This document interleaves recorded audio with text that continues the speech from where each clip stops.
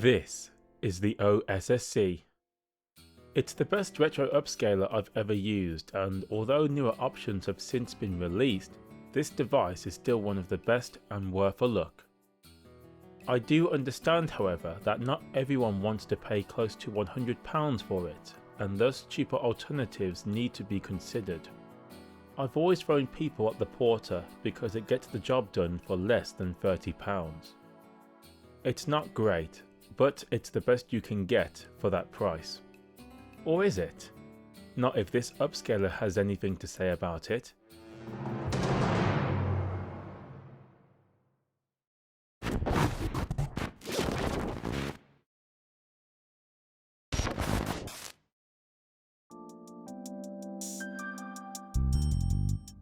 So, what is this behemoth of a device?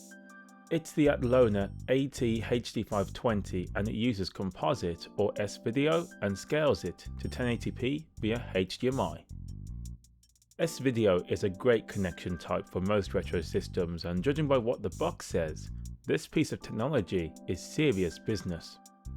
Look, it even says supports 3D deinterlacing, whatever that means. The point is, this on eBay cost me a cool £25, and since I know nothing about Atlona or this product, we may as well see how it fares against the Portta. For this video, both are outputting at 1080p and are using the best cables available to them, component for the Portta and S-Video for the Atlona. The PlayStation 2 will be used, and we will be seeing how PlayStation 1 and PlayStation 2 games fare on both upscalers. Let's begin.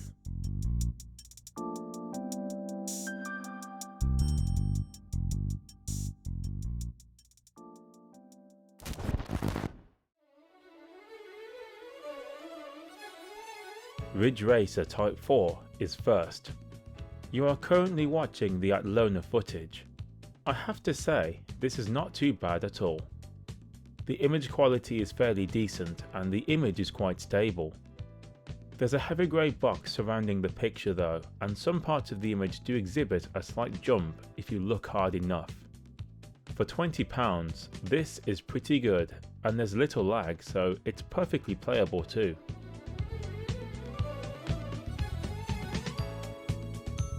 The Portta is next, and straight away there's some interesting differences. Colour wise, the Portta is much more saturated. The grey box around the picture is lessened and the picture quality is sharper. However, the image is much less stable and has frequent video noise all over the place. I can see it most notably here. If the black levels could be fixed for the Atlona, thus reducing that heavy grey outline, I'd pick that over the Portta. Both also stretch the picture, although the Atlona does have a few modes that reduce this to some degree.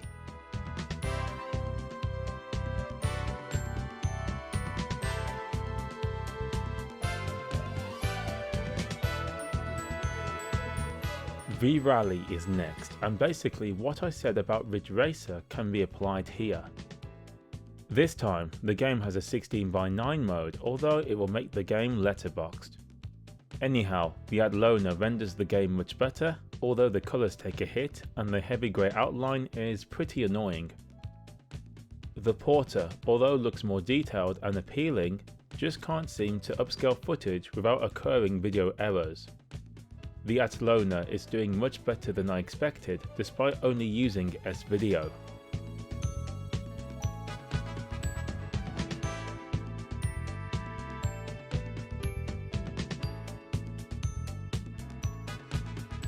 Driver 2 sees the same results as the other games. It's pretty clear to me that the Atlona is doing something that allows it to render retro video games better than the Portta. Of course, neither are perfect and there's better options out there, but at least we can see that the Portta is really struggling here, and the image errors bring down an otherwise decent starter upscaler.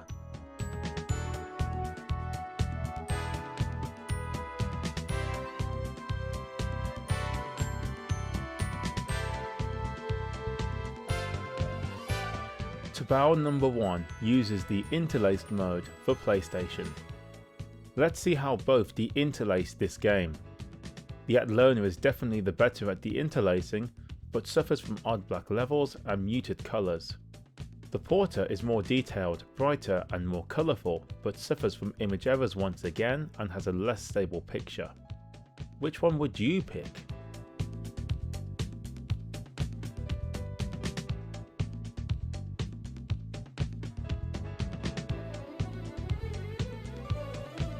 X-Men Mutant Academy 2 pretty much sums up the experience between the two devices.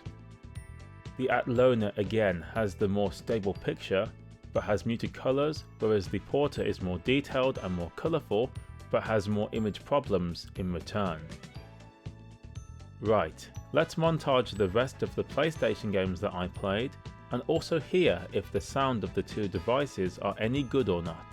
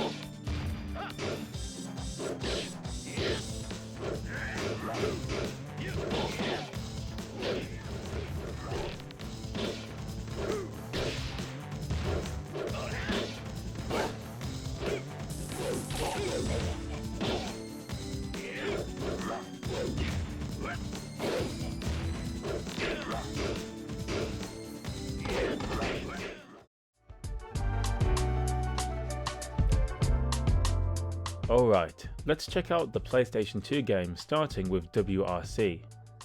Going to the PlayStation 2 changes nothing between the two devices.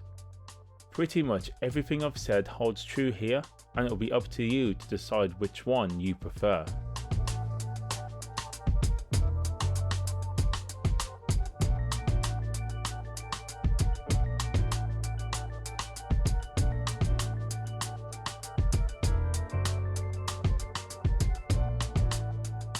Let's take a look at a 480p supported game, Black.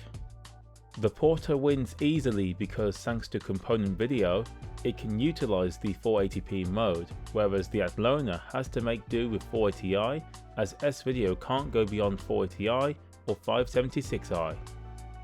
I also noticed that the Portta fills up the screen more, whereas the Atlona has black bars on the top and bottom, giving it a letterboxed look. This will be the main advantage of the Portta, the ability to go up to 1080p native with component cables, so if you need high resolutions, the Portta is for you.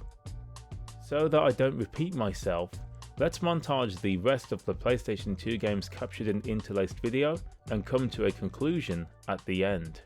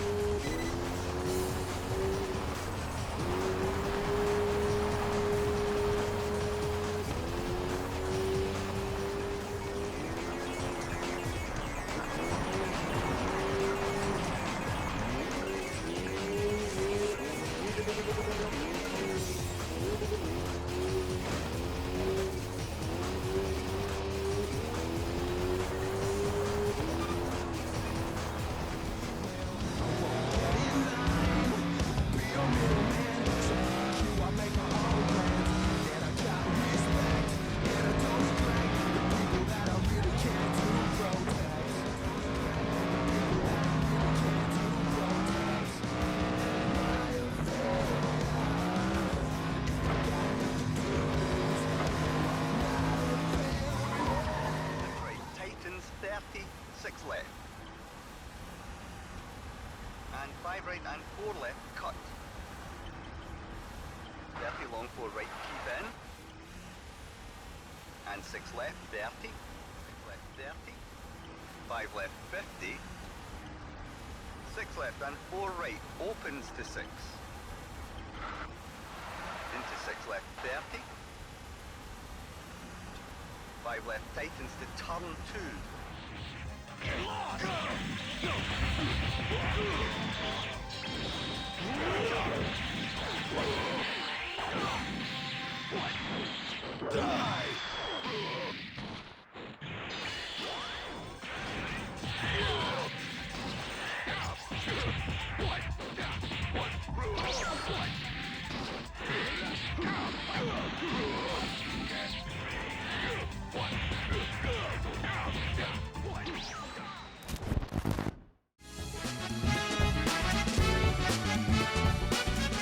What did we learn today? Seems as if you can get decent upscalers for the right price if you can put up with some flaws. The Atlona was definitely better in terms of a stable picture, and since it uses S-Video and composite, it's more universal compared to the Portta. It also deinterlaces the video better. However, it's not as sharp, has muted colours, the black levels are not great, and the picture is smaller on display.